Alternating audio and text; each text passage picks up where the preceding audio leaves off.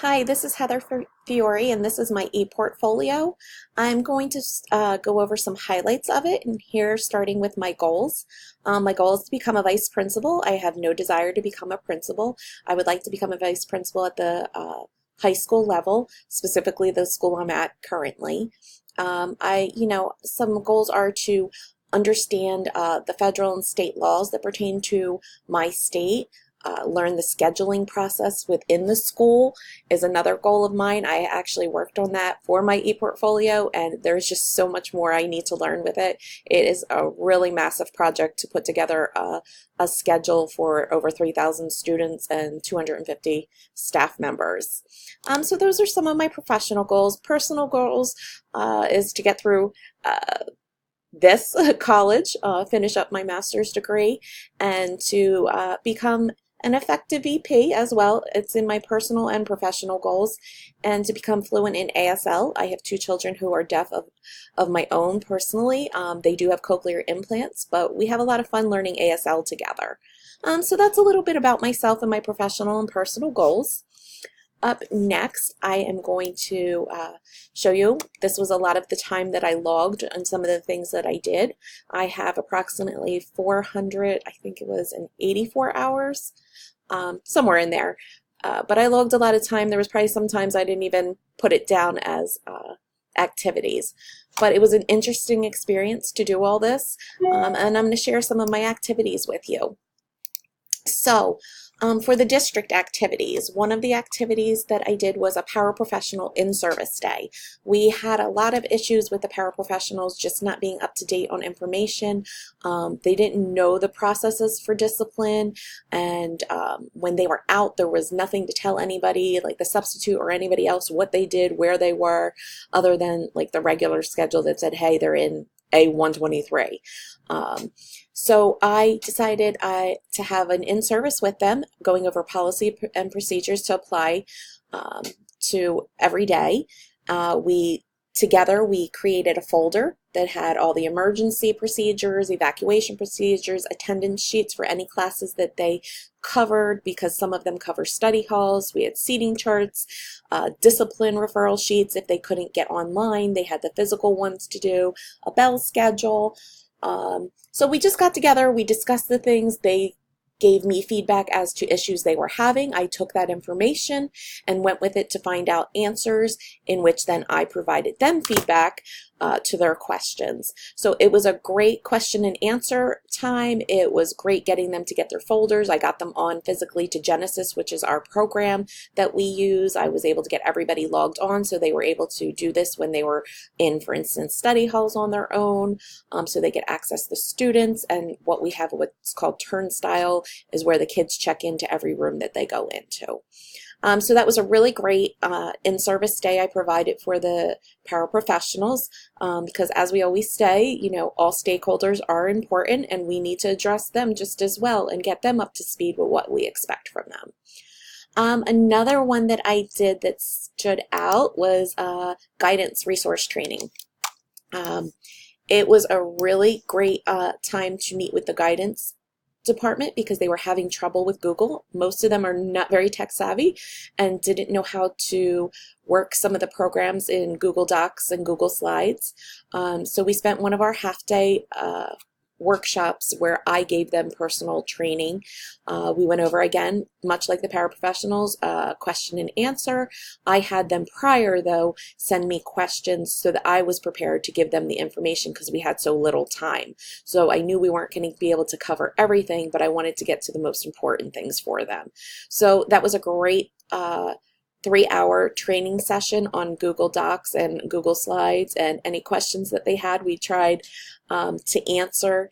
I showed them how to implement add-ons, share documents, insert links, change the formatting, inserting charts. We did a whole bunch of different things during this time. So it was a great professional development to get our guidance on board as well.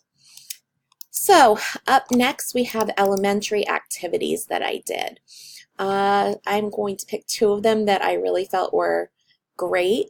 And the first one was Read Across America Elementary Reading to VHS. This was such a great opportunity for the younger kids to come in and meet the older kids, and, you know, basically a community thing where they get to know each other. And the little kids read to the older kids, and the older kids kind of acted like their little mentor.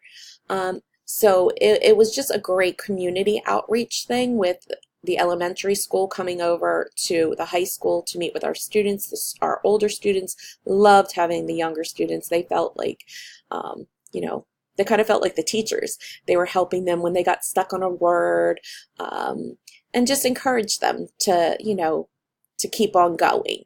The activity took place on March 4th, and it was about a 6-hour activity total, with preparation, because I had to prep the older kids to explain what was going to happen, and what their responsibilities were with the younger kids, because they also did in the end read to them as well, but the goal was to have the younger ones come over and read to the older ones.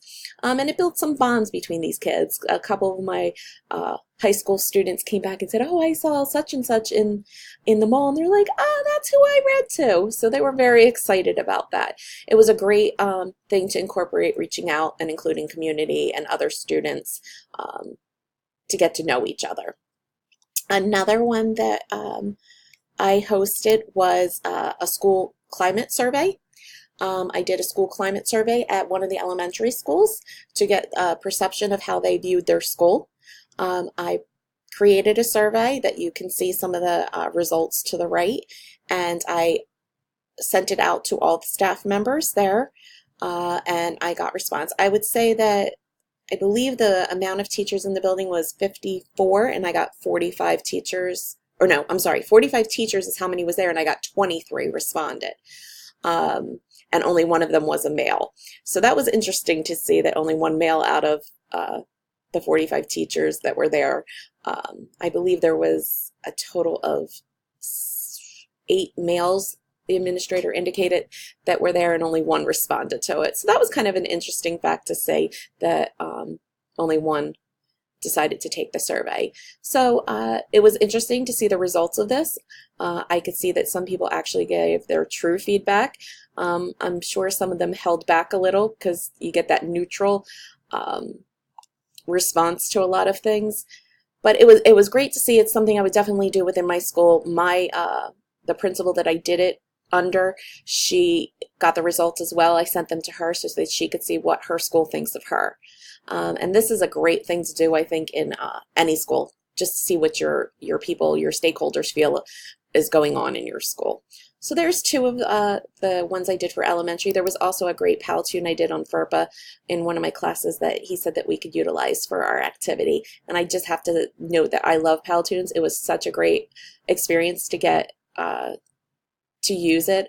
I wish I had full access, but wasn't willing to pay any money at this time to do it. However, I am looking into it for my school district, because I think it's a great little way to do projects for my kids. Okay, so next is my secondary. That's where I did most of my activities. That's where I'm the most comfortable. So I'm going to address some of the activities that I did. I chose to have a community library outreach. So I outreached to the community librarians, had them come into our school and do a presentation to help bridge the gap between school and community. You know, a lot of the kids don't have access to computers and different technologies at home. So this was able to allow them to understand that, hey, I can go to the library. These people are nice too. They're going to help me just like my librarian at school. So they addressed about 800 ninth graders, and, you know, gave them information on the resources available to them, how to sign up for a library card, what they have available to help promote, you know, their careers in the future, and promote literacy in general. And this just basically helped close the gap between the school and the community library, and what's out there in the community for them. Another thing I did was, this was great, was the department head thoughts. I got to meet with department heads prior to working on the schedule to understand what works within each of their departments and what doesn't work. If they felt like any staff didn't belong in certain areas, or the staff made note to them that they didn't want to be in that area because they didn't feel that they were able to implement the subject area as well as maybe they could do it in another section of, let's just say, science or math. So it was great. I got to meet with 3 people I interviewed. It took approximately 2 hours total to interview them, but overall, I interviewed a total of 17 department heads. And this was just a great experience to see what each department held and what they felt worked and didn't work. And I think this is something that any administrator should do. Another one was I wanted to share with you was um, I did a lot of work on developing a master schedule. And this was truly a highlight of mine. This took probably the most time out of all the activities I did. I worked with my vice principal learning how to implement a master schedule, putting together the courses, figuring out how to maneuver courses around. I mean, we had like big billboards up, moving classes around and teachers around, trying to get that set together first, changing codes, learning how to code, you know, putting in different information that needed to go into Genesis to update it. Genesis is the program we use for scheduling. You know, you had to meet with different people to find out, you know, are they going to still be in this area next year? You know, some people put in for transfers. You got to accommodate that within your system. And that was just a small piece of this master schedule. There is just so much pre-work that needs to be done before you even start thinking about courses and how kids are going to filter into these courses. We had to discuss, you know, suggestions that we needed to give to middle school guidance that they should be giving to their 8th grade students that are coming up to high school. There was just so much time taken for little basic things that I see why. Like, I always wondered why my VP went into hiding in January completely. But as she said to me, the master schedule soon starts as soon as I end the previous year's master schedule. She goes, we start tweaking, moving things. Once we have this one totally complete, we start.